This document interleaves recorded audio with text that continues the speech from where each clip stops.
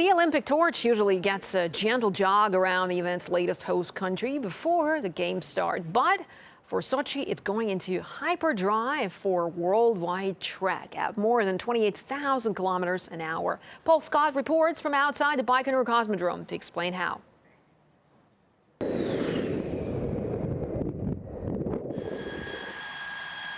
Meet Russian cosmonauts Oleg Kotov and Sergei Ryazanskiy, along with American astronaut Mike Hopkins. The trio are about to embark on the 37th expedition to the International Space Station. But along with carrying out the usual array of hundreds of scientific and medical experiments, Ryazanskiy and Kotov have one more unusual task to perform. In November, they'll become the first people in history to carry the Olympic torch into open space. We'll make it as beautiful and spectacular as we can. We want to make it memorable. Millions of people around the world will be able to see us at work and see what we do. You'll be able to see the outside of the ISS with Earth in the background. We aim to make it a visual spectacle, but we don't want to give you all the details just yet. The torch will follow the crew to the ISS on this specially branded rocket. Once the Russian duo have taken it on its unprecedented spacewalk, it will head back to Earth with returning crew members, ready to continue its relay across Russia.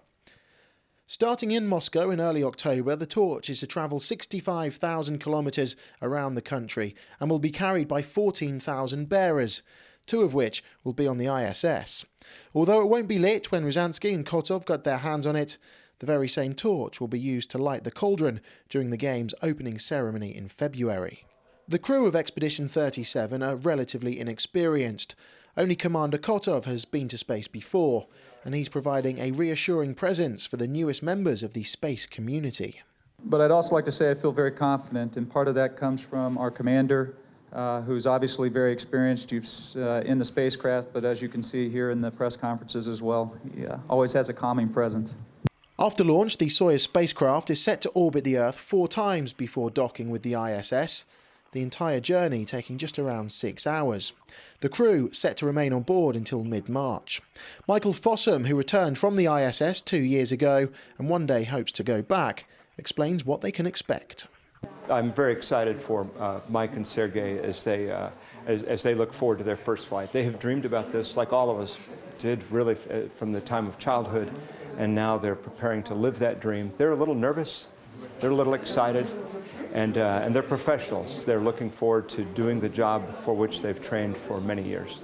Well, following the final preparations in the testing centre behind me, the rocket has now embarked on its journey to the launch pad. And although this train track is only 5 kilometres long, the journey has taken around 2 hours, as it's done at walking pace as not to damage the technical equipment inside. And although all does look set, there's plenty more final preparations to be done in the few hours ahead of launch. Some of those preparations include cooling the rocket with nitrogen to minus 270 degrees to stabilise and keep the 400 tonnes of fuel cool, so that come the early hours of Thursday morning, this rocket can deliver the ISS its newest recruits. Paul Scott, RT, Baikonur.